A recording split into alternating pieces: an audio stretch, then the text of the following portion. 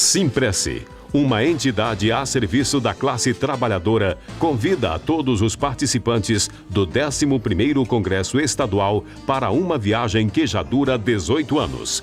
Uma viagem de luta, dedicação e coragem em prol do trabalhador da Previdência e Saúde.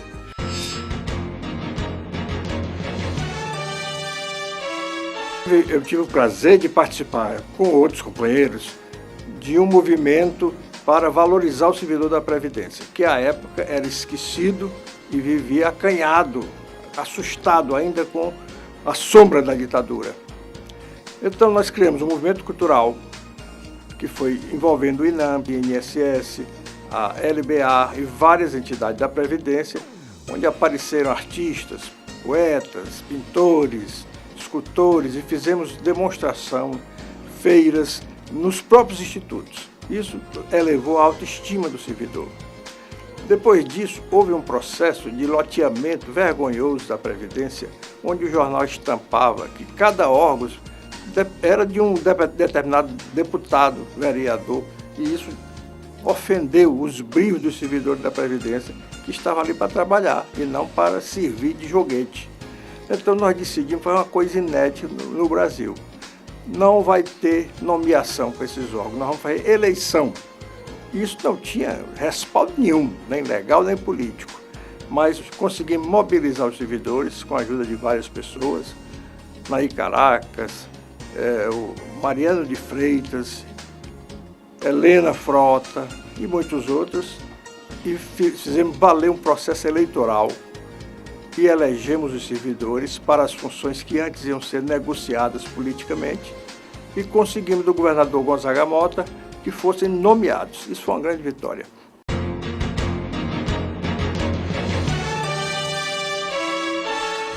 Tivemos uma participação na criação da FENASP que eu considero que foi muito importante para a mobilização e a coordenação das lutas dos servidores em âmbito nacional. E mais, a FENASP também contribuiu para o advento, o aparecimento de novas lideranças, que era o que realmente nós queríamos. Foram poucas pessoas que participaram desse processo, tendo em vista que as nossas instituições representativas ainda não estavam ainda em processo de criação. Então eu fui representando os servidores da Previdência e da Saúde do Ceará, que custearam, fizeram uma cota, custearam a minha passagem de ida e volta e a minha estada em Minas Gerais.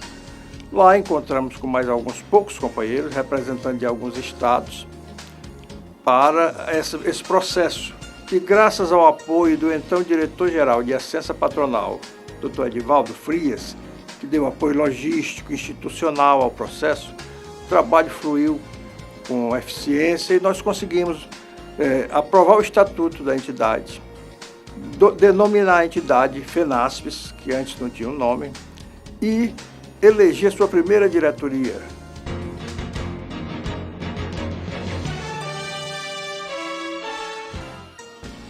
As dificuldades políticas eram todas, né? Havia um marasmo no Brasil inteiro.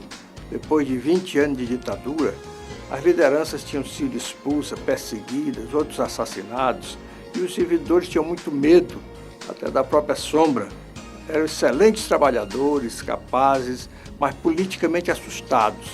Então, quando você falava em alguma coisa que contestasse, você era logo mal visto e ficava num limbo.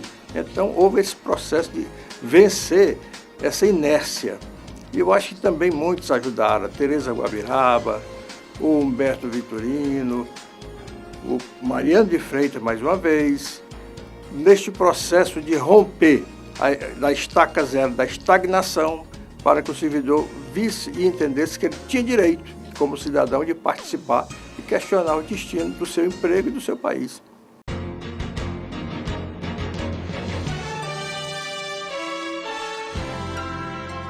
Devido a eu fiquei notado e conhecido na Previdência devido a esses movimentos e fui convidado para participar da diretoria do Clube do Previdenciário, que já existia. E fui eleito presidente. Mas, na verdade, o Clube do Previdência era muito limitado no meu sentimento. Era meramente uma entidade recreativa que juntava algumas pessoas no fim de semana E a minha intenção era mobilizar politicamente o servidor, era criar uma agitação cultural e política para que se afirmasse o valor do servidor e do trabalhador. Então, nesta perspectiva, e tive conflitos com alguns diretores que tinham outra visão mais social da entidade, a minha intenção, e eu fiquei pugnando para transformar o clube numa associação e futuramente num sindicato. E aí apareceu uma pessoa importantíssima nesse processo, que foi a nossa querida Nair Fernandes, um verdadeiro dínamo para trabalhar, e que pegou essa proposta depois que eu saí e levou adiante o projeto da associação. 1985. Houve eleição, tendo sido presidenta Nair Fernandes e demais componentes. Essa gestão tornou-se o marco na organização política dos trabalhadores da Previdência Social do Ceará. Quando fui eleita presidente da ASPES, em 85, havia necessidade urgente de fazer uma campanha de mobilização e conscientização da categoria. E começamos pela campanha de filiação e logo sentimos o resultado. 1986, o estado do Ceará participou da primeira greve nacional, que durou 11 dias em plena ditadura militar. 1987, explode no Brasil a primeira grande greve no serviço público. Em 87, fizemos a maior greve da história, com a mobilização total da categoria. Conseguimos fazer grandes passeatas, assembleias e concentrações, colocamos mais de 3.000 servidores nas ruas e tivemos também grande vitória. Conseguimos negociar o adiantamento do PCCS, o que temos até hoje em nosso contra-cheque.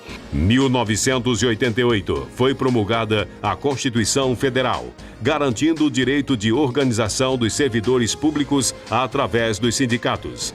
Em 88, a luta continuou com a implantação do SUDES e depois SUS. Defendemos a não extinção do INAMPS. 1989, com garantia dada pela Constituição de 1988, a ASPES convoca sua Assembleia no Clube do América e institui uma comissão provisória para elaborar um novo estatuto para a transformação da associação em sindicato. Quando a lei permitiu que as categorias se organizassem em sindicatos, resolvemos transformar a nossa associação em sindicato. E foi assim que nasceu o Simpress. A primeira diretoria do sindicato foi eleita no dia 31 de março de 1989. Tinha como presidente o servidor José Joaquim de Medeiro Rocha. Com mandato de 3 anos, o Simpress teve como marco inicial de suas lutas como entidade sindical formal o enfrentamento dos governos Sarney, Collor de Mello e Itamar Franco. Nesse período de lutas, foram várias as investidas contra os direitos dos trabalhadores. Entretanto, graças à mobilização da categoria, que promoveu 2 grandes greves, foi revertida a situação desfavorável e os trabalhadores conseguiram retorno dos servidores que estavam em disponibilidade, unificação das tabelas com ajuste de nível médio para nível intermediário, percentuais unificados da GAI, acordo para pagamento do PCCs para INPS e IAPAS, além do pagamento do parcelamento para o INAMPS. Entrei na Previdência em 84, ainda no extinto INPS. Em 84 teve a primeira greve do Brasil, no qual o CRP participou com algumas pessoas. Daí para cá, eu me engajei no movimento sindical. Em 92, lançamos uma chapa de oposição. Conseguimos fazer com que um determinado grupo entrasse nessa direção. E com o resultado do nosso trabalho, nós lançamos uma chapa em 95, composta na sua maioria por mulheres. E quando nós obtivemos o resultado, fomos eleitos com a maioria absoluta, praticamente, resolvemos então transformar a direção do sindicato do presidencialismo para o colegiado que está até hoje. E uma das coisas que me faz ficar assim, muito orgulhosa dessa luta é que de 8 direções eu participei de 6.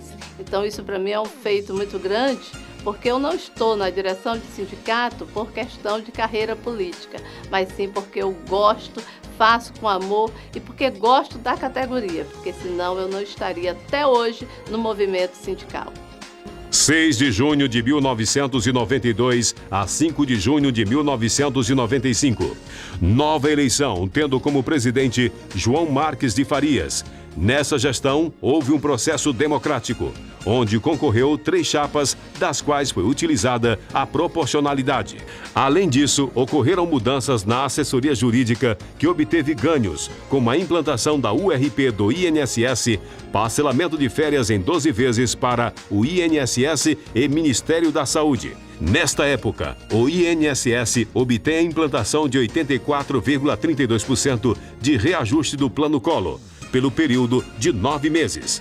A vitória veio após a invasão dos servidores do INSS no gabinete do superintendente da época, Júlio Rocha, com apoio dos diretores que estavam em Brasília e faziam o intercâmbio de negociações. 6 de julho de 1995 a 6 de julho de 1996. Mais um processo eleitoral elegendo uma diretoria. Desta vez, uma mulher assume pela primeira vez a direção do Simpresse. Marilene Torres. O período dessa direção se deu com o governo FHC, onde tivemos que enfrentar as reformas administrativas e previdenciária. Ocasião em que o sindicato promoveu um grande movimento com a categoria e a mobilização da imprensa, usando todos os artifícios necessários para impedir as reformas. Com isso, conseguimos barrar o que tinha de pior, frustrando o governo FHC. Fomos contra a criação da CPMF, indo ao Congresso Nacional e às ruas para denunciar e mostrar a posição do movimento sindical. 1996 a 2000. O período compreendido entre o restante de 1996 a 2000 foi de profunda reflexão e reorganização do movimento sindical, tendo em vista a derrota imposta pelo governo FHC e a greve dos petroleiros. 2001 até hoje. As mudanças no movimento sindical, iniciadas no período de 1996 a 2000, continuam no novo século. Com repressão e tentativa de retirada de direitos imposta pelo governo Lula, que, em um ato de extrema posição neoliberal, promoveu as reformas da Previdência. Hoje, o Simpresse entende que o movimento sindical precisa de uma nova organização em defesa de seus direitos, além de uma profunda análise de seus atos e estratégias. Não devemos esquecer que trabalhamos por um bem comum: o direito dos trabalhadores de ter dignidade e qualidade de vida como cidadão e como profissional. Desta forma, dedicamos esse 11º Congresso Estadual do Simpresse a Maria de Lourdes Negreiros de Paula, a nossa tia Lourdes, representante maior de toda uma luta que, com seu modelo de coragem, resistência e fidelidade aos princípios do movimento sindical, mostra que ainda temos chance.